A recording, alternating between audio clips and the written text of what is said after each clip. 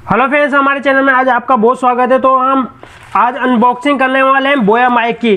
हमने ये बोया माइक अमेजोन से परचेज़ किया है। तो फ्रेंड्स आप देख सकते हो हमारी जो वीडियो थी, हमारी वीडियो काफ़ी अच्छी नहीं आती थी, हमारी जो ऑडियो क्लियर थी काफ़ी अच्छी नहीं आती थी, काफ़ी नॉइज़ आती थी। तो आप देख सकते हो इसका बॉक्स काफ़ी अच्छा बॉक्स है, बोया माइक। तो बोया माइक M1। तो फ्रेंड्स आप देख सकते हो काफ़ी है, ये स्मार्टफोन में भी यूज़ हो सकता है, DSLR में भी यूज़ हो सकता है। तो फ्रेंड्स आपको बताएंगे इसकी क्वालिटी काफ़ी अच्छी क्वालिटी है। अगर आप एक यूट्यूबर हो तो आपको ये बोया माइक यूज़ करना चाहिए। इसमें जो नॉइज़ होती है हमारी सारी कट हो जाती है और अच्छी क्वालिटी वाली ऑडियो आती है। तो फ्रेंड्स हम इसकी अनबॉक्सिंग करेंगे। तो फ्रेंड्स हमारे चैनल में नए हो तो हमारे चैनल को सब्सक्राइबर कर लो, लाइक कर लो और शेयर करो। Thanks friends.